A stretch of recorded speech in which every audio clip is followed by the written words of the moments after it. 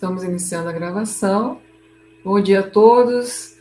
Estamos aqui em 29 de outubro de 2021, no Stroke Camp UFRJ, participando ao vivo na manhã de hoje com os professores Marco Pi, Gil Salles e Dr. Fabrício de Oliveira, que nos traz hoje uma discussão sobre perspectivas no diagnóstico e tratamento das síndromes demenciais vasculares. O Dr. Fabrício, ele é médico da clínica, diretor médico da clínica Elisian, em São Paulo, especialista em clínica médica e neurologia, pesquisador colaborador da Unifesp, e nos presenteará com a gentileza da discussão de um tema tão delicado e tão presente no nosso dia a dia de tratamento dos pacientes de AVC. Seja muito bem-vindo, doutor Fabrício. Fique à vontade, a palavra é sua. Obrigado, professora Ana Paula. Eu queria agradecer pelo convite. Já são muitos anos de amizade. A gente se conheceu quando eu era estagiário do 5º ano do CTI da UERJ, onde eu me formei. Eu gosto muito da UFRJ.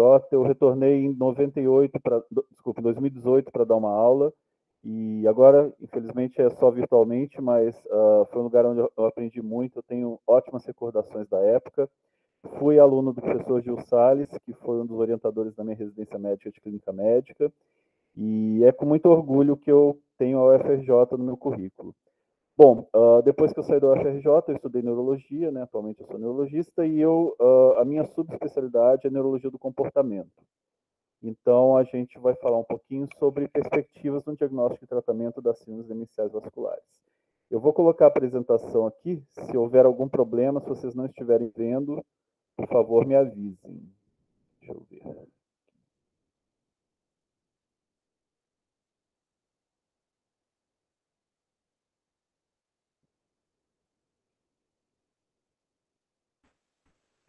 Está sendo visualizada a sua tela, doutor Fabrício. Então, peraí, eu vou parar, eu vou reiniciar.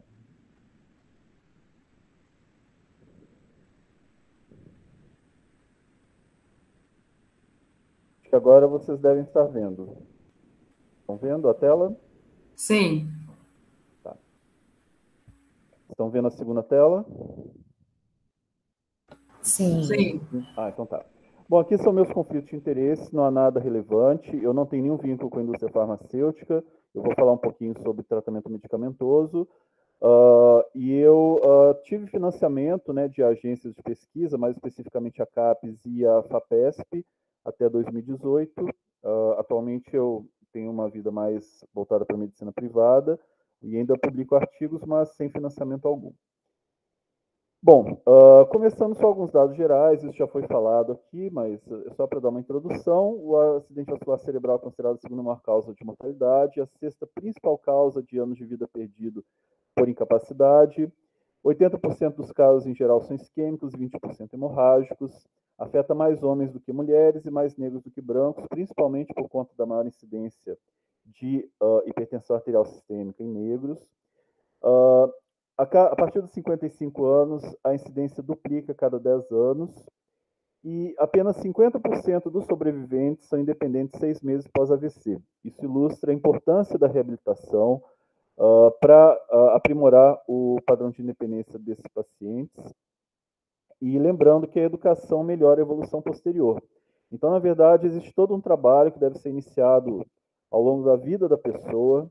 As pessoas mais escolarizadas, elas têm uma evolução melhor, elas têm menos fatores de risco cerebrovascular, como a gente também sabe, e elas não só podem ter uma prevenção mais eficaz do AVC, mas também podem ter uma recuperação melhor após o evento agudo.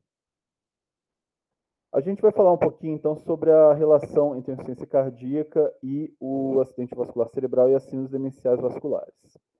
Bom, existe uma relação direta entre a aterosclerose cerebral, a aterosclerose coronariana e os alelos ε4 do gene ApoE.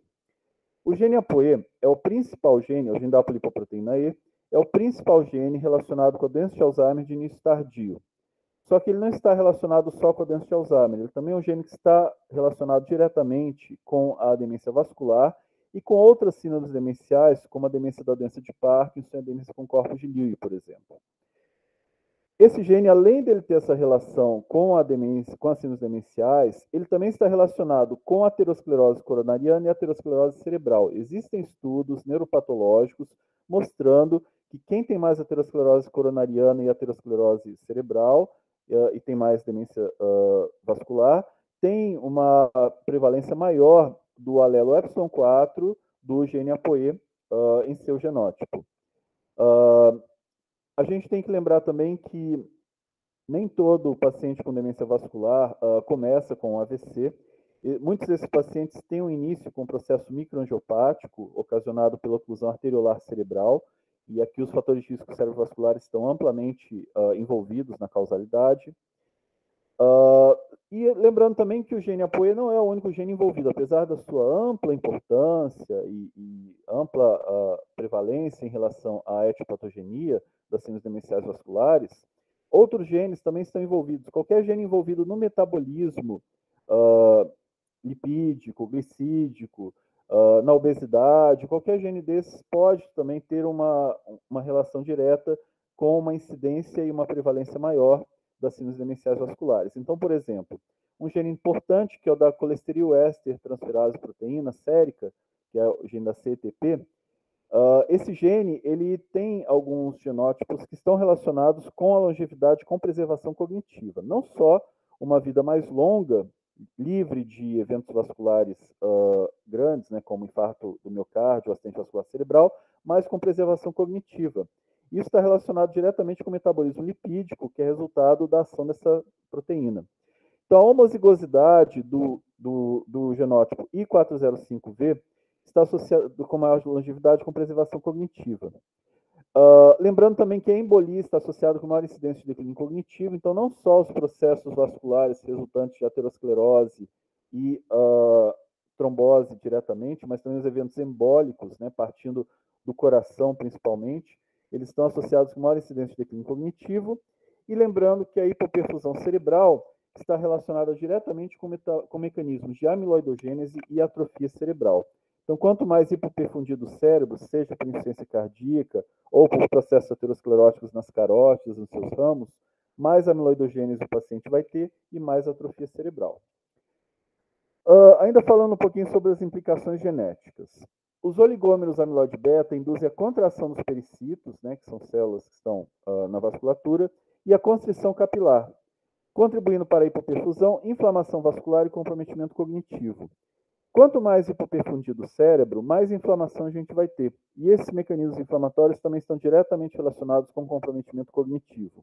Aqui a gente vê na ilustração, né, duas artérias, uma no início do processo aterosclerótico e outra com amplo processo aterosclerótico, com ruptura da placa, com hemorragia intraplaca.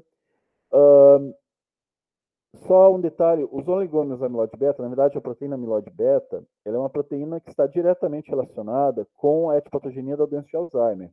Mas a gente fala nessa proteína também porque a demência vascular, ela induz a amiloidogênese, né? Na verdade os processos vasculares cerebrais induzem a amiloidogênese, e essa amiloidogênese também é um mecanismo importante das síndromes demenciais vasculares, como a gente vai discutir depois. Então ela não é exclusiva da doença de Alzheimer, ela ocorre também nas síndromes demenciais vasculares.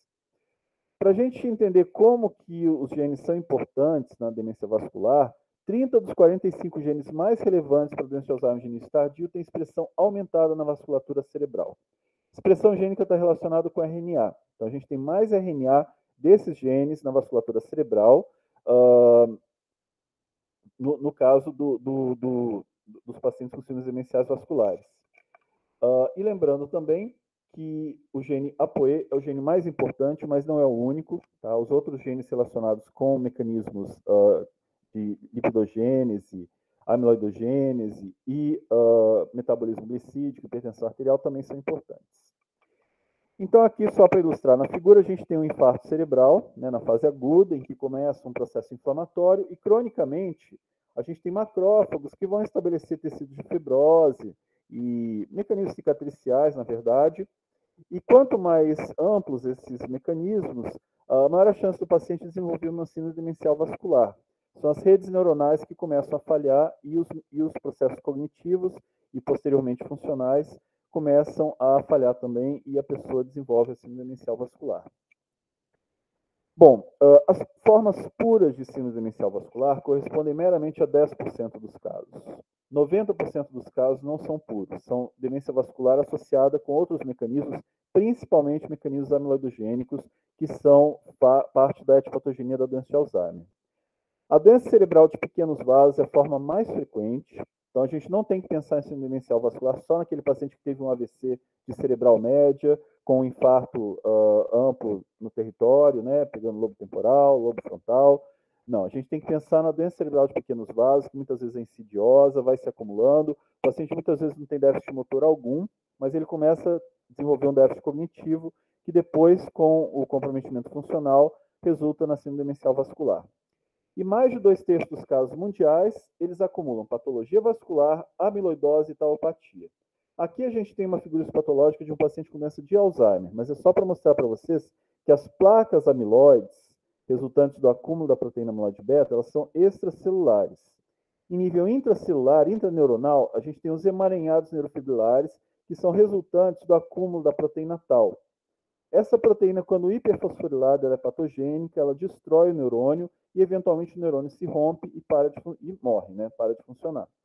Então, a proteína tau ela é intracelular, a amiloidose ela é extracelular, gerando as placas amiloides, e isso, somado à patologia vascular, resulta nas síndromes demenciais vasculares, que muitas vezes são caracterizadas como síndromes demenciais mistas, resultantes de demência vascular e doença de Alzheimer simultaneamente.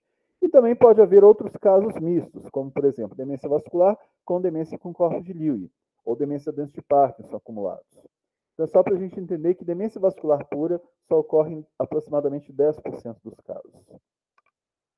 A gente vai mostrar, então, alguns modelos de síndrome demencial vascular. Essa é a síndrome demencial vascular com multi-infarto cortical. Esse paciente teve um infarto mais anterior e um mais posterior, né? Então, esses infartos acumulados levaram a uma síndrome demencial vascular. Aqui a gente tem uma síndrome demencial vascular por infarto estratégico. Nesse caso, foi uma paciente com infarto estratégico no giro angular do hemisfério dominante para a linguagem, né, que é o hemisfério esquerdo. O giro angular é uma região estratégica, né, então o infarto naquela região pode levar a vários déficits, como, por exemplo, a praxia construtiva, a calculia, desorientação direita e esquerda, agnosia digital, afasia semântica, e todos esses componentes juntos, né, levam a distúrbios da praxia, da linguagem, da agnosia, e isso somado, né, resultando em um déficit funcional, leva a uma síndrome demencial vascular. Então, um infarto localizado, né, numa região estratégica pode gerar uma síndrome demencial vascular só pelo fato de ele estar ali. E o mais comum, que é a demência vascular subcortical, pelo acúmulo, né, de lesões microangiopáticas, principalmente periventriculares. Essa é a forma mais frequente. Essas lesões são insidiosas e muitas vezes não resultam em déficits observáveis no exame físico, como déficits motores, sensitivos, e a gente tem que avaliar por meio de uma avaliação cognitiva mais ampla para poder detectar os déficits que esses pacientes apresentam. Lembrando também que a demência vascular não é exclusiva de idosos. A doença de Alzheimer de início tardio ela é exclusiva de idosos, né? Existe a doença de Alzheimer de início precoce, que ela é quase que 100% ocasionada por fatores genéticos, mas é raro, em torno de 3% só dos pacientes têm a doença de Alzheimer de início precoce, mas a demência vascular ela não tem que ser esperada só em pessoas de idade. Então, em pessoas jovens, quando a gente fala demencial, em torno de 18% deles correspondem à demência vascular.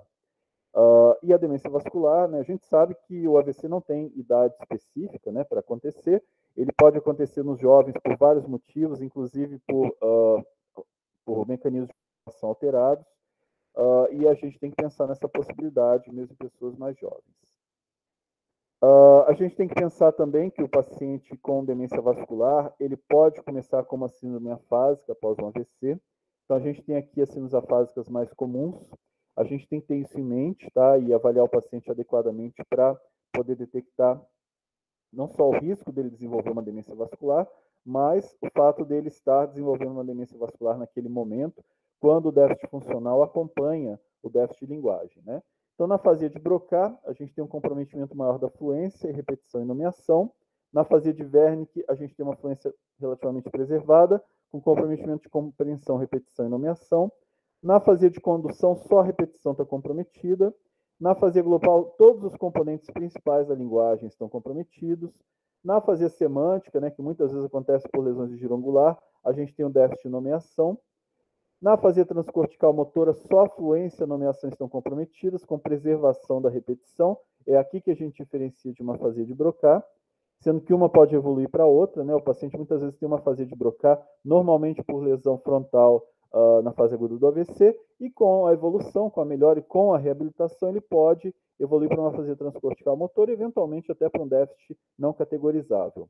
A afasia transcortical sensorial, que difere da afasia de Wernicke pela preservação da repetição. A transcortical mista, que difere da afasia global pela preservação da repetição. A afasia talâmica, né, que tem déficits mais discretos, muitas vezes uma certa disartria, um déficit da compreensão que não é tão amplo como na afasia de Wernicke, e a nomeação comprometida. E a afasia subcortical, que normalmente é por lesões de núcleos da base, né, que pode levar o paciente a desenvolver disartria, hipofonia e um déficit de nomeação, mas normalmente fluência e compreensão costumam estar mais preservados. Lembrando que nem todo déficit de linguagem é categorizável. Às vezes o paciente tem um déficit de linguagem que não dá para a gente categorizar como uma síndrome afásica, mas isso não significa que esses pacientes também não tenham risco de desenvolver um quadro demencial posterior. Bom, mas o objetivo da aula é falar mais em perspectivas diagnósticas e tratamento. Então, vamos falar um pouquinho sobre o que a gente tem em termos de métodos diagnósticos, né, atuais e para o futuro, que a gente pode usar para caracterizar melhor as síndromes demenciais vasculares. Então, na tomografia computadorizada, né, que é um exame mais de rastreio, né, o ideal é a gente sempre fazer um exame mais específico depois, mas enfim, na tomografia a gente pode ter infarto, hemorragia, material embólico, calcificação.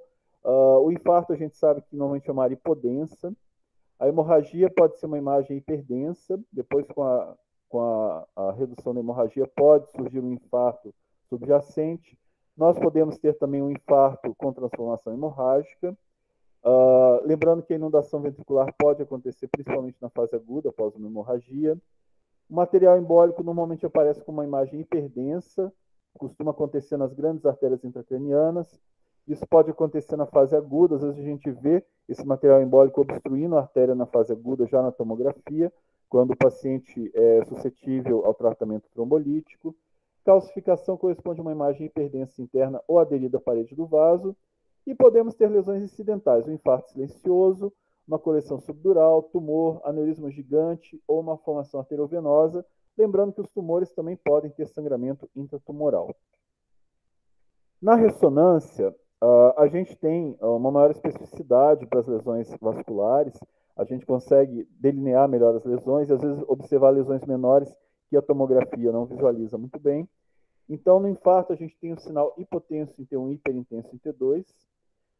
Pode haver efeito de massa, que costuma ser máximo com 24 horas de lesão, na maioria das vezes. Na hemorragia aguda, em sinal hipotenso em T1 e T2, secundado por uma imagem hiperintensa em T2. Na hemorragia subaguda, a gente começa a ter um sinal hiperintenso em T1 e variável em T2, que pode ser hipointenso até um mês, e depois hiperintenso. E na hemorragia crônica, com mais de um ano, a gente passa a ter uma hipointensidade, com uma hipointensidade marginal e, eventualmente, uma cavidade fluida hiperintensa em T2. Uma escala que a gente costuma utilizar, mas é mais a olho nu, é a escala de Fasecas. Aqui a gente consegue quantificar, mas isso de uma forma bem superficial, o quanto que o paciente tem de lesões, e essa escala está diretamente relacionada com o prognóstico em termos de síndrome demencial vascular. Então, Fasecas 0 seria nenhuma lesão ou lesão única. No Fasecas 1, a gente começa a ter múltiplas lesões periventriculares. O Fasecas 1 costuma ser normal no idoso, né? Todas as pessoas de idade costumam acumular lesões vasculares periventriculares. No Fasecas 2, que já é um grupo de risco, a gente já tem o início da confluência. Então, a gente já começa a ver lesões confluentes, elas começam a se acumular. A gente vê a diferença aqui entre Fasecas 1 e Fasecas 2. E no Fasecas 3, a gente já tem uma ampla confluência. As lesões já começam a se acumular e confluir com uma frequência bem maior.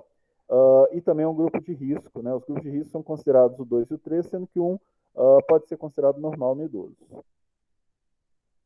Um outro conceito que é importante a gente ter agora, principalmente agora que os anticorpos anti-amiloide beta vão começar a chegar no mercado, é o conceito das ARIA, né, que são as anormalidades da imagem relacionadas ao amiloide.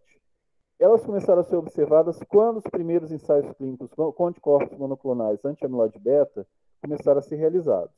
A gente tem dois tipos de área, são a área E e a área H. A área E corresponde ao edema cerebral. Então, os anticorpos anti-amiloide beta, eles agem sobre o amiloide beta, isso gera um processo inflamatório com edema cerebral, e no área H a gente tem hemorragia cerebral como um fenômeno relacionado à atuação desses anticorpos anti-amiloide beta sobre o amiloide beta. Eles são mais frequentes em portadores de alelos APOE epsilon 4.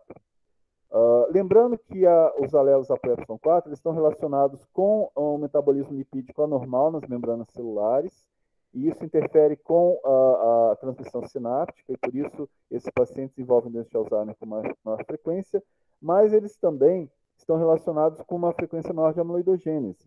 E por isso, talvez, né, as áreas são mais frequentes em portadores dos alelos epsilon 4 da APOE. As áreas podem afetar até 1/3 dos usuários de anticorpos monoclonais anti-amiloide beta intravenosos. Atualmente foi aprovado nos Estados Unidos o aducanumab, foi uma aprovação bem polêmica, imagino que todo mundo esteja acompanhando por aí, porque os resultados cognitivos não foram amplamente comprovados, foi só um braço de um dos ensaios clínicos que mostrou um resultado bem discreto, e há efeitos colaterais graves com necessidade de hospitalização em mais de 1% dos casos.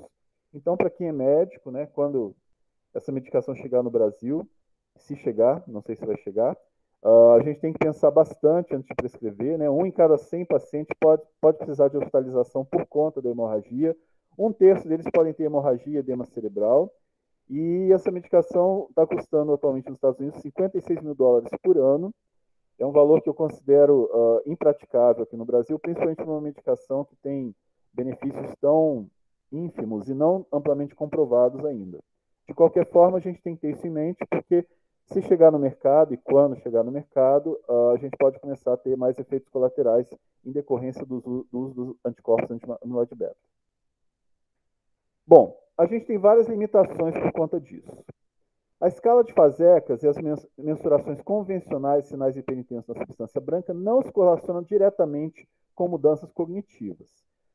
O grupo de risco, né, que seria Fasecas 2 e 3, ele é um grupo que tem um risco maior de ter uma demência vascular, mas a mudança cognitiva não está necessariamente relacionada a isso. O paciente pode ter um Fasecas 2 e ter uma piora mais acentuada por outros mecanismos, né, eventualmente por amiloidogênese, não necessariamente por acúmulo de lesões vasculares, e o paciente pode ter um Fasecas 3 e uma demência leve. Então, não é uma escala que a gente pode usar para mensurar a progressão do quadro clínico da demência vascular. Biomarcadores modernos de neuroimagem podem estabelecer melhores correlações com mudanças clínicas e resultados terapêuticos. Isso está começando a surgir agora, não está ainda amplamente difundido para a prática clínica, tá? A gente tem a DTI, que é o Diffusion Tensor Imaging, imagem por tensor de difusão, isso a gente já tem na prática, mas a gente não está usando isso amplamente ainda em termos prognósticos. Está começando a aparecer na literatura, a gente está começando a ver os resultados de estudos que mostram algumas técnicas que conseguem mensurar melhor essa imagem, tensor de difusão, e correlacionar com prognóstico, e também a mensuração da fração média de água livre na substância branca. Quanto mais água livre a gente tem na substância branca, mais desmelinização a gente tem, e isso está diretamente correlacionado com as lesões cerebrais vasculares. Então, vamos falar um pouquinho dos possíveis biomarcadores futuros para a neuroimagem. Lembrando que eles ainda não são usados clinicamente, mas podem vir a ser usados no futuro. Então, há um score de risco para arteriolosclerose, com base em ressonância multimodal e características demográficas. Esse score de risco ele faz parte de um estudo chamado MARC-VCID. VCID seria a contribuição vascular para a incidência de demência, né? É um conceito mais usado em inglês, em português a gente não usa muito, a gente fala mais de síndrome demencial vascular, mas ele abrange não só as síndromes demenciais vasculares, mas também as outras síndromes demenciais relacionadas com fatores de risco cerebrovascular, como a doença de Alzheimer, por exemplo. Então, esse score de risco é um score que está sendo validado para mensurar arteriolosclerose, não necessariamente arteriosclerose, mas aquela esclerose arteriolar das pequenas artérias do cérebro, com base em exames de ressonância multimodal. A mensuração da fração média de água livre na substância branca, a gente já tem bastante coisa na literatura sobre isso. É um marcador de doença cerebral de pequenos vasos.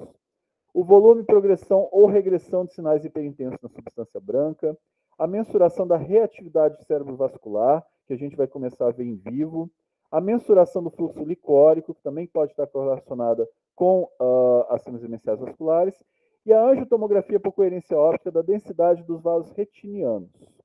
Então, esse exame também tem sido bastante promissor, porque a gente sabe que a vascularização retiniana está relacionada com a vascularização cerebral, principalmente em nível de pequenos vasos, e há uma correlação direta com a incidência de síndromes demenciais vasculares. Então, aqui a gente vê o que seriam os mapas de fração média de água livre na substância branca. Eles mensuram em vivo o conteúdo de mielina no cérebro por meio de ressonância, então não envolvem radiação, e eles conseguem delinear melhor a água livre e a desmielinização decorrente de lesões vasculares. Então, aqui dois exemplos. A gente tem uma paciente de 71 anos, que era uma mulher, com fasecas 3 e que tem lesões insidiosas, né, por meio da água livre na substância branca. E a gente tem aqui uma paciente de 79 anos, mulher, né, mais idosa que a primeira, fasecas 1, ou seja, a olho nu a gente via menos lesões, mas na fração média de água livre na substância branca, a gente tem bem mais lesões. Então, o score de fasecas ele pode falsear o que a gente está observando, né? Então, por meio da mensuração da fração média de água livre na substância branca, a gente consegue observar bem melhor as lesões vasculares na substância branca cerebral. Há também a angiorressonância 7 Tesla time of flight, sem contraste. Então, é importante ver que na angiorressonância 7 Tesla, a gente consegue observar bem melhor a vasculatura cerebral. No futuro, se esse exame realmente for utilizado em seres humanos, a gente pode começar a dispensar angiografia. Lembrando que a angiografia cerebral envolve radiação e a angiorressonância não. Então, seria um exame bem mais seguro para os pacientes, só que a gente ainda tem que avaliar melhor a segurança de usar uma ressonância 7 Tesla, porque no mercado, hoje em dia, a gente tem no máximo até 3 Tesla nos aparelhos de ressonância. E aqui a gente tem a imagem susceptibility weighted, né, que é uma imagem que visualiza as pequenas veias no cérebro, também seria por ressonância 7 Tesla, e a gente consegue delinear bem melhor as pequenas veias cerebrais, como vocês podem ver por aqui, que a gente não vê nos exames tradicionais de 1,5 Tesla, 2 Tesla e 3 Tesla. Então, seriam exames mais específicos para a gente conseguir visualizar melhor a vascularização cerebral e correlacionar com a incidência e evolução das demências vasculares. Outros biomarcadores seriam biomarcadores de biofluidos. Então, a gente teria marcadores de sinalização endotelial plasmática, como VEGF, que é o fator de crescimento vascular endotelial, o PLGF, que é o fator de crescimento da placenta, que pode ser observado tanto no sangue quanto no líquor, e parece haver uma correlação direta, né, com gravidade de síndromes demenciais vasculares, pelo que está saindo na literatura, e o BFF, que é o fator de crescimento fibroblástico básico. Então, esses marcadores seriam marcadores de sinalização endotelial plasmática, que poderiam ser mensurados, e o PLGF também no líquor.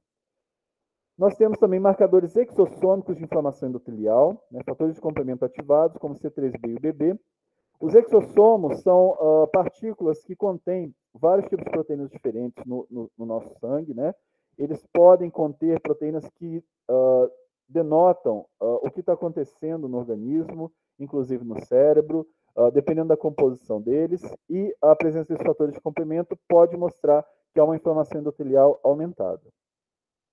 O neurofilamento leve plasmático, que a gente já tem muita coisa na literatura sobre neurofilamento leve, só que o neurofilamento ele é inespecífico. Ele é um marcador de lesão de axônios grossos na substância branca, e ele pode surgir no acidente vascular cerebral, na demência vascular, ele pode surgir nas doenças extrapiramidais, como atrofia de múltiplos sistemas, doença de Parkinson, na demência com corpos de Lewy, na doença de Alzheimer, nas doenças inflamatórias, como esclerose múltipla. Enfim, ele não é um marcador específico, mas ele é um marcador de prognóstico. A elevação dele mostra que está havendo uma perpetuação das lesões dos axônios, das lesões da baía de mielina, e ele mostra que o prognóstico pode ser pior por conta da progressão das lesões. Então, nós temos marcadores diagnósticos e de prognóstico, lembrando que o neurofilamento leve é um marcador de prognóstico.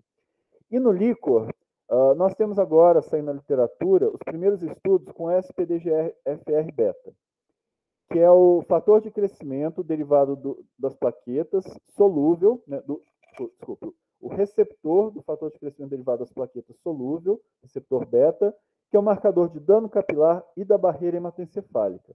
A gente sabe que quanto mais lesão de barreira hematoencefálica, mais patologia vascular a gente tem no cérebro, e esse marcador é um marcador bastante específico para isso e é bastante promissor também. Em termos de tratamento farmacológico, hoje em dia a gente não tem nada muito diferente do que a gente teve aí nos últimos 15 para 20 anos. Então, os anticolinesterásicos, né, que são usados principalmente para múltiplos infartos e atrofia hipocampal, a gente usa um dos três, ou donepezil, a galantamina ou a rivastigmina, sendo que o donepezil é o preferencial para a demência vascular. Eles contribuem até certo ponto para impedir uma progressão mais rápida da demência. Eles não são muito úteis para aqueles pacientes com infartos lobares, né, com lesões muito amplas, né? O paciente tem que ter atrofia hipocampal e múltiplos infartos para se beneficiar mais. E a combinação com a memantina, lembrando que a memantina entra só na fase moderada da demência, essa combinação é mais útil para a demência subcortical. Há um sinergismo entre os anticolinesterásicos e a memantina, e eles retardam a evolução das demências mediadas pela amiloidogênese. Esse tratamento é o mesmo tratamento que a gente usa para a doença de Alzheimer. E ele pode ser útil para a demência vascular também. Só que na demência vascular, o prognóstico é variável de acordo com o tipo de demência vascular que o paciente tem. No caso, a demência subcortical é por múltiplos infartos, que costuma se beneficiar mais. Não há uma comprovação de benefício do tratamento farmacológico para alterações de comportamento. O que a gente usa para alterações de comportamento é mais off-label. A gente prefere drogas antiepilépticas, porque elas têm menos efeitos colaterais, mas a eficácia não é amplamente comprovada. Então, a gente teria oxcarbazepina, carbamazepina, divalproato e valproato. Lembrando que o comportamento pode ser muito oneroso para o paciente e para a família, e muitas vezes é uma demanda muito grande deles, eles pedem, realmente exigem que a gente trate o comportamento de uma forma apropriada, mas nem sempre a gente vê um resultado adequado usando as drogas antiepilépticas. Os antipsicóticos atípicos também são eficazes off-label, né? Não há uma comprovação muito ampla aí do benefício deles. A gente usa mais por não haver outras alternativas mais estabelecidas na literatura. Só que a gente sabe que os antipsicóticos atípicos estão altamente relacionados com risco vascular, principalmente a risperidona e a olanzapina. A quetiapina parece ser um pouco mais segura, mas isso não está muito bem estabelecido. Esse risco pode trazer um odds ratio de até 2, ou seja, a pessoa que usa o antipsicótico atípico tem 2 vezes mais chances de ter um evento vascular do que aquela pessoa que não usa. Isso vale para infarto do miocárdio, acidente vascular cerebral isquêmico, trombose venosa profunda, tromboembolismo pulmonar. Então a gente sabe que o risco aumenta bastante por conta do uso desses antipsicóticos. E o mecanismo está relacionado com a agregação plaquetária. Então, a risperidona, a olanzapina, eles induzem a agregação plaquetária, isso leva a mecanismos tromboembólicos, e isso independe também de fatores de risco cardiovascular. Às vezes o paciente não tem hipertensão, não tem diabetes, não tem dislipidemia, mas ele desenvolve um AVC, um infarto, uma trombose, por conta do uso dos antipsicóticos atípicos, levando à agregação plaquetária. E os antipsicóticos típicos, né, como haloperidol, por exemplo, podem causar discinesia tardia e extrapiramidalismo, também é um efeito colateral importante. Então a gente fica meio entre a cruz e a espada, porque o paciente tem alterações de comportamento graves, a gente não tem uma alternativa terapêutica muito bem comprovada na literatura. Em termos de segurança, as drogas antiepilépticas são melhores. Mas em termos de eficácia, às vezes a gente tem que tentar todas as categorias até a gente encontrar alguma coisa que traga um benefício que muitas vezes não é completo. E lembrando de não usar anticolinérgicos, porque os anticolinérgicos têm um malefício em termos de sinapse, né, em termos de transmissão sináptica, e podem piorar a cognição dos pacientes. Ainda em termos de tratamento farmacológico, aproximadamente 40% das demências podem ser prevenidas por controle de fatores de risco modificáveis. Então, controle dos fatores de risco cerebrovascular, controlar a pressão arterial, controle glicêmico e lipídico, eliminar etilismo e tabagismo, drogas ilícitas, antiagregação plaquetária naqueles pacientes que têm indicação, e anticoagulação também tem que ser avaliada para minimizar o risco naqueles pacientes que não se beneficiam somente da antiagregação plaquetária. Lembrando que controlar a pressão arterial não significa baixar excessivamente a pressão porque a redução excessiva da pressão pode levar a uma hipoperfusão cerebral e, eventualmente, a mecanismos de perda noradrenérgica, né, por conta das lesões que podem cometer o locus ceruleus no tronco encefálico. Isso leva a uma queda natural da pressão arterial, que, se for baixada mais ainda, pode hipoperfundir o cérebro, uma piora do prognóstico desses pacientes. Isso já foi até comprovado no estudo nosso aqui na Escola Paulista de Medicina. Então, sempre tentar deixar a pressão arterial no nível normal, mais próximo do limite superior da normalidade. Há o risco tromboembólico por coagulopatias também, que tem que ser adequadamente tratadas. A gente tem doenças hematológicas como a polistemia vera, mieloma múltiplo, macroglobulinemia de Waldenstrom. Essas doenças podem causar mecanismos tromboembólicos mesmo sem fatores de risco cardiovascular. O câncer, gestação e puerpério também podem causar fenômenos tromboembólicos. E o risco trombótico, de uma forma geral, deve ser avaliado principalmente no jovem, né?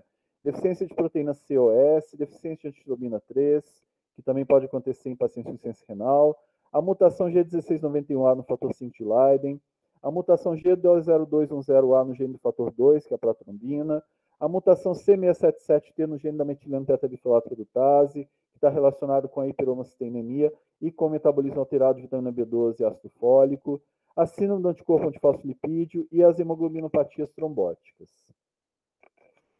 Vamos falar um pouquinho das interrelações entre esses fatores de risco cerebrovascular. Lembrando que a obesidade pode gerar resistência à insulina e hiperinsulinemia, inibindo a produção cerebral de insulina e a depuração da amiloide pela enzima degradadora da insulina. Então, os fatores de risco cerebrovascular, né, mesmo em nível periférico, eles podem levar a fenômenos centrais que levam a uma maior amiloidogênese e a uma pior ou um agravamento das síndromes demenciais vasculares. A dieta do Mediterrâneo reduz o risco de doença de Alzheimer. A gente não sabe para a demência vascular se há esse benefício também, isso precisa ser melhor estudado, mas pode ser uma alternativa terapêutica.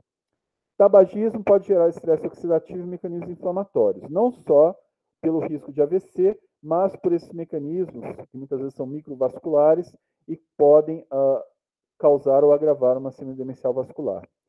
A depressão está associada com doença vascular cerebral e reduzido volume hipocampal.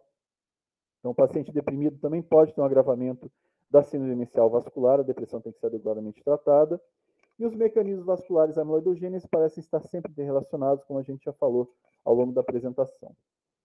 O metabolismo neuronal do cálcio é disfuncional em pessoas com demência. Então, existe, teoricamente, um benefício maior de bloqueadores de canais de cálcio, só que na prática isso ainda não foi comprovado. A maioria dos estudos, inclusive um estudo nosso aqui da Escola Paulista de Medicina também, eles não mostraram diferença entre os antipertensivos em termos de evolução das demências mediadas por fatores de risco cerebrovascular.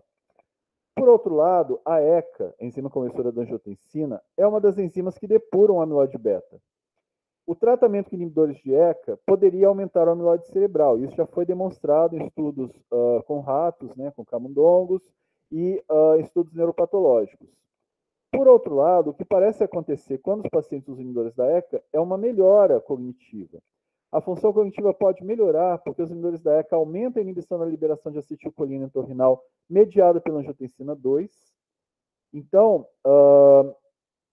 quando a gente tem uma diminuição da angiotensina 2, a gente tem uma maior disponibilidade de acetilcolina entorrinal e uma melhora da neurotransmissão sináptica. Os inibidores da ECA também aumentam a substância P cerebral, que pode ser degradada pela ECA, aumentando a atividade da neprilisina, que é uma enzima degradadora do amiloide beta também, e também pode aumentar a secreção de adipocitocinas, melhorando a sensibilidade à insulina. Então, há mecanismos centrais e periféricos que podem justificar essa melhora que pode ser observada com os inibidores da ECA. Aqui são estudos nossos, aqui da Escola Paulista de Medicina, né, que mostraram que os inibidores da ECA têm um benefício que é geneticamente mediado, dependendo da bagagem genética do indivíduo. Ele pode ter uma resposta melhor aos inibidores da ECA. Esse aqui foi um estudo só com inibidores da ECA que penetram no sistema nervoso central, no caso captopril e perindopril. E aqui a gente viu que com os inibidores da ECA em geral, esse benefício também surge. Então não há necessidade de ser um inibidor da ECA só que penetra no sistema nervoso central. Aqui a gente incluiu o enalapril com uma amostra maior e a gente viu que o enalapril também tinha benefícios. Outras drogas que também podem beneficiar esses pacientes incluem as estatinas. Há uma polêmica muito grande com as estatinas, alguns estudos mostraram piora cognitiva com elas, e a gente mostrou que, dependendo da bagagem genética, o paciente pode ter uma melhora com o uso das estatinas lipofílicas, no caso, principalmente a atorvastatina e a simvastatina. Né? A rosuvastatina não entrou na análise, porque ela é hidrofílica, e a gente viu que houve uma melhora dependendo da bagagem genética do paciente. Isso foi relacionado com os genes do receptor de LDL, né? Aqui a gente tem todos os genes, tá? E os exons, né? Relacionados à formação de cada componente, cada domínio da proteína que determina o receptor do LDL. Lembrando que o receptor do LDL é um receptor não só do LDL colesterol, mas também da apolipoproteína E. E a apolipoproteína E pode ligar os peptídeos amiloide beta. Então, existe uma relação direta do receptor de LDL, não só no metabolismo lipídico, mas também mecanismos relacionados à doença de Alzheimer e as outras demências mediadas por amiloide, como a demência vascular. E lembrando sempre da reabilitação. O tratamento não farmacológico é essencial e ele pode beneficiar o paciente em várias esferas diferentes. Aqui, só para ter uma definição de reabilitação, reabilitar corresponde a capacitar a pessoa quanto à execução de funções essenciais para a manutenção de sua qualidade de vida, apesar de eventuais restrições anatômicas ou fisiológicas ocasionadas por doenças que tendem a limitar suas habilidades. Então, as restrições anatômicas ou fisiológicas existem e podem continuar existindo, mas o benefício da reabilitação é tornar o paciente mais independente e melhorar a qualidade de vida. Não significa necessariamente uma eliminação da incapacidade que o paciente tem. E ela se justifica porque, enquanto condições neurológicas e psiquiátricas são responsáveis por 1,4% de todas as causas de mortalidade e 1,1% dos anos de vida perdidos, essas condições respondem por 28% de todos os anos vividos com quaisquer tipos de incapacidades. Então, esse é um grande problema da neurologia.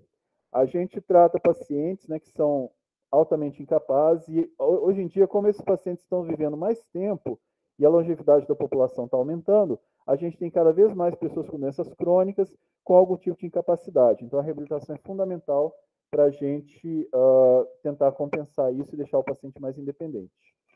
O que pode ser feito? No caso, o treino de marcha para melhorar o equilíbrio, minimizar o risco de quedas, a avaliação de deglutição para impedir que o paciente desenvolva pneumonia por broncoaspiração e tenha uma deglutição mais apropriada, eventualmente podendo precisar de nutrição enteral. A reeducação vésico-intestinal, também prevenindo infecções, atividades lúdicas e ocupacionais, tratamento antidepressivo, também faz parte da reabilitação, o paciente tem que estar bem motivado para participar das atividades, reabilitação do sono, orientação à família e o papel dos cuidadores. Lembrando que a família é fundamental na reabilitação e os cuidadores têm que ter um relacionamento muito bom com os pacientes para que a reabilitação seja bem sucedida. E lembrando que a reabilitação integra tudo isso, né? É difícil falar em reabilitação falando só em um componente, a gente tem que pensar em tudo isso ao mesmo tempo. E há vários dispositivos, né, que podem ser usados. Aqui eu coloquei um que, de uma forma geral, ele é mais importante, que seria, no caso específico, um colchão anti-escaras, né, que muitas vezes é importante para aquele paciente que está mais imobilizado e que fica acamado durante longos períodos, e pode ser uma alternativa importante. Eu queria agradecer o convite da UFRJ, novamente, é uma universidade pela qual eu tenho um carinho muito grande, eu aprendi muito nessa universidade, com o professor Gil, com o professor Ricardo Caminha, com todos os professores que eram das enfermarias dos postos. E aqui uma foto minha com a Ana Paula, acho que é a única foto que eu tenho dela, em 2009, no Congresso Brasileiro de Doenças Cerebrovasculares, lá em Vila Velha.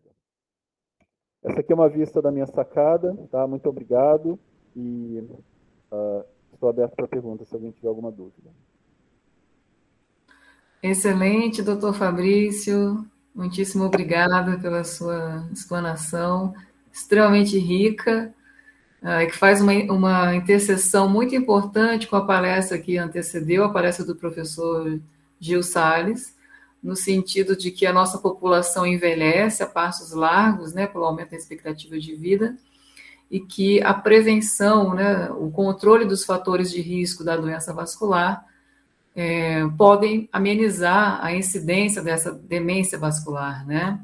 Então, nós temos aí quantos pacientes nossos são impactados na qualidade de vida e na sua funcionalidade devido a uma hipertensão de longa data e que vai isquemiando, né, acumulando focos de isquemia no córtex pré-frontal, tálamo, hipocampo, e com a idade acaba desenvolvendo uma demência vascular, né, seja por microangiopatia, seja por a presença da hipertensão arterial não controlada. Então, fica aqui a interseção da sua fala com a fala do professor Gil, mostrando, né, para quem nos assiste, pacientes, familiares, profissionais, estudantes, de que o conhecimento ele é multidisciplinar. Temos aqui neurologistas, médicos de medicina da família, da medicina física, fisioterapeutas, fonoaudiólogos, nutricionistas, psicólogos, terapeutas ocupacionais, engenheiros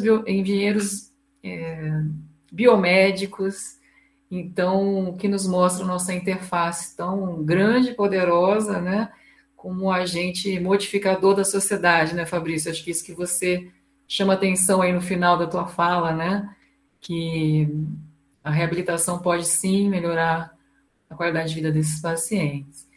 Eu abro para questões, se alguém tiver alguma consideração a fazer, os nossos espectadores, ou o professor Gil ainda presente. A Inayassi talvez tenha uma pergunta, fica à vontade. Oi, hoje eu estou perguntadeira, né? Mas eu tenho uma dúvida, na verdade é uma dúvida bastante básica. Como a gente tem esse contato com pacientes, a gente vê ainda um nível de desinformação muito grande, tanto de profissionais mesmo recém-formados, né? Mas principalmente do familiar, que pode ver esse processo de demência se instalando sem muita explicação e às vezes atribuindo a alguma outra causa, né? Eu queria saber onde que o paciente não, o indivíduo leigo, né, não da área da saúde, onde ele pode buscar informações qualificadas sobre a demência vascular. E, é claro, né, o acompanhamento médico é importante, mas eu queria saber se existe alguma outra forma disso ser buscado, porque hoje o Google é um grande médico, né? Todo mundo faz buscas, a informação nem sempre é qualificada. Então, eu queria saber onde esse familiar, onde esse indivíduo pode buscar uma informação qualificada. Bom, essa é uma ótima pergunta. Eu acho que essas informações para os leigos são muito importantes. Infelizmente que no Brasil a gente não tem isso de uma forma amplamente difundida, como a gente tem lá fora. Não há um lugar centralizador disso. E eu acho que há muita coisa que não é totalmente confiável, né? Eu tenho na internet vários textos dos artigos que eu publiquei que eu traduzi para leigos. Se você colocar o meu nome no Google, você provavelmente vai encontrar alguma coisa. Eu tenho alguns websites também onde eu coloco esses textos. Na verdade, o site da Universidade Federal de São Paulo, da Escola Paulista de Medicina, tem acho que 4 textos meus. Um deles é sobre fatores de risco para doença de Alzheimer, mas onde eu falo dos fatores de risco cerebrovasculares. Eles falam, é uma tradução para leigos do que a gente publicou, né? Seriam textos mais técnicos que são traduzidos para leigos. Se você quiser procurar, eu acho que você vai encontrar. Você põe meu nome, põe Escola Paulista de Medicina e procura lá os textos, né? Tem um que é sobre esse assunto, tem um que é sobre demência com corpos de Lewy, tem um que é sobre biomarcadores, mas esses biomarcadores são na doença de Alzheimer, não são na demência vascular. E realmente essa é uma pergunta difícil de responder aqui no Brasil. Eu não sei dizer para você se há um local centralizador. Existe uma associação, a ABRAS, Associação Brasileira de Alzheimer, mas eu não costumo entrar lá com frequência, eu não sei dizer o que tem lá e se há alguma coisa muito específica nesse caso. Então não posso lhe dizer. Então eu não tenho aí uma resposta exata, né? Nos websites das universidades, a gente costuma ter textos mais qualificados, tá? E o que eu sei de cabeça é o da Unifesp, mas se você entrar lá, você vai ver textos de muitas áreas, inclusive não neurológicos, né? Mas para centralizar isso aí tudo, para te dar uma informação que possa ser usada, assim, ser reproduzida, eu realmente não sei dizer. Eu acho que você deve ir ao Google, mas procurar muito bem as informações e enfim, tentar discernir o que seria uma informação qualificada e uma informação que não seria qualificada, no caso. Perfeito. A gente trouxe algumas outras discussões no campo, né? E muitos assuntos realmente ainda não tem essa divulgação para leigos, né? Ainda são assuntos que a gente acaba restringindo muito para os profissionais. E tem esse esforço, né? Como o senhor falou, né, de estar publicado no site da universidade, né, de ter um texto voltado para leigos. Eu espero que esse seja um esforço também de outros profissionais, né?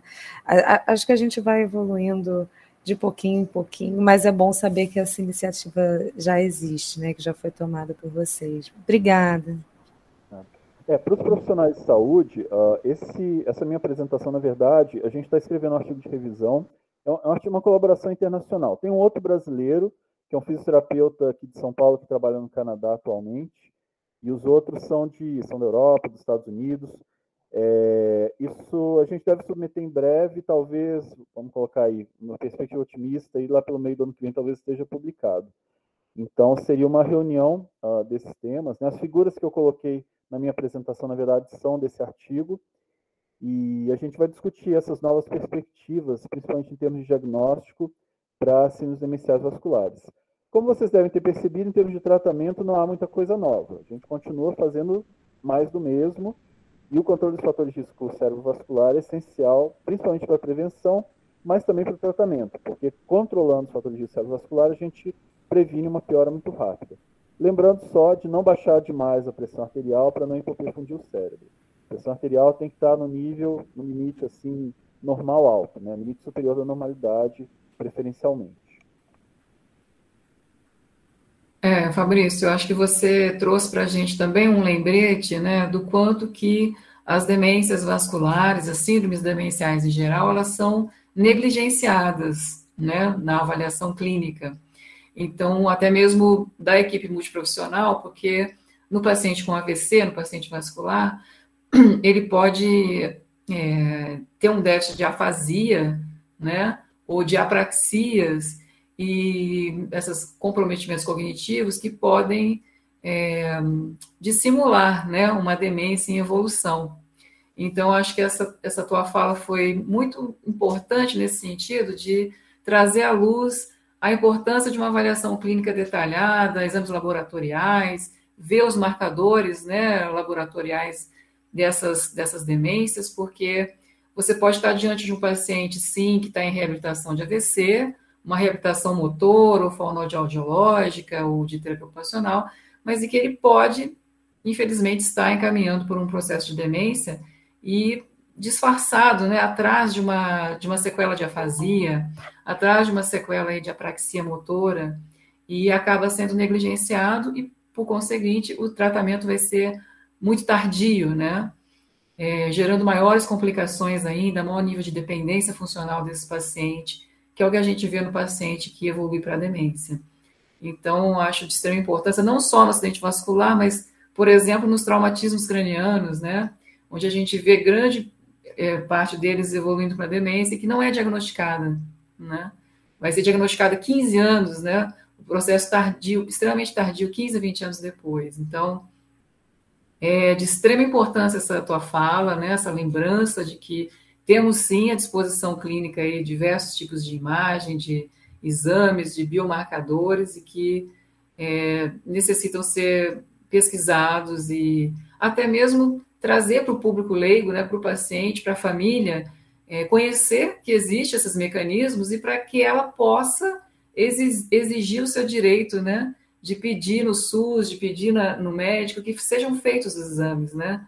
O que a gente vê hoje, Fabrício, é que a população em geral, a população dependente do SUS, quando eu digo, né, é uma população que muitas vezes desconhece esse arsenal de exames que você nos apresentou. Daí a importância, né, dessa tua fala aqui no campo, porque ele é um campo exclusivamente aberto, então ele chega a pacientes do SUS, a população que usa o Sistema Único de Saúde, que usa a universidade pública, ou seja, somos nós, né, grande maioria dos brasileiros, e que muitas vezes nós desconhecemos que nós podemos ter acesso a um tipo de exame desse, e que vai adiantar aí um diagnóstico para você em 10, 15 anos, né? Então, você não vai cair mais no tratamento tardio. Então, é de suma importância essa tua fala, viu? Muito obrigada mesmo. Eu acho fundamental isso que você colocou, porque quando eu saí da UFRJ, antes de eu fazer neurologia, eu trabalhei na Rede Sara, né? Eu fiquei 3 anos trabalhando com reabilitação. E o que eu vejo, né, depois quando eu fui estudar neurologia, os neurologistas em geral eles não têm muita noção do que é reabilitação. Eles acham que reabilitação é encaminhar o paciente para fisioterapia, para fonoaudiologia, para terapia ocupacional, e essa necessidade de integrar todas as práticas, né, que pode ser até mais benéfica para o paciente do que a própria intervenção médica, porque esses pacientes normalmente eles têm uma incapacidade que se cronifica e o tratamento farmacológico não é tão eficaz quanto o tratamento não farmacológico. Isso é uma questão cultural que eu acho que tem que mudar, mas lógico, isso aí envolveria muitos recursos e principalmente uma mudança de mentalidade. Uma outra questão que eu observo, aqui em São Paulo, particularmente, os serviços de neurologia do comportamento eles são muito organizados. Então, todas as universidades aqui têm neurologia do comportamento. A Unifesp, a USP, a Unicamp, só a USP Ribeirão Preto que eu não sei como está agora. No Rio de Janeiro, isso é feito principalmente pelos psiquiatras, né? Era na minha época, acho que continua sendo, porque quando eu vejo assim nos congressos alguma coisa, é mais o pessoal da psiquiatria. Então, acho que a gente precisa ter também essa cultura de integrar a neurologia ao atendimento dos pacientes com demência, né? E esse vínculo aí com a reabilitação, que é uma coisa que, de uma forma geral, entre os neurologistas, falta bastante. Vocês, que trabalham diretamente com isso, vocês têm uma noção clara, mas eu acho que os neurologistas, né, os médicos, de uma forma geral, eles não enxergam muito bem o quanto que a reabilitação tem que vir para mais perto da medicina.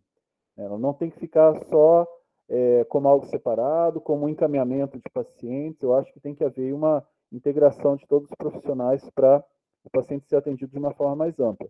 E você mesma falou, assim, os pacientes com trauma cranioencefálico, tumores cerebrais, enfim, doenças de outras etiologias, eles evoluem com quadros demenciais com frequência.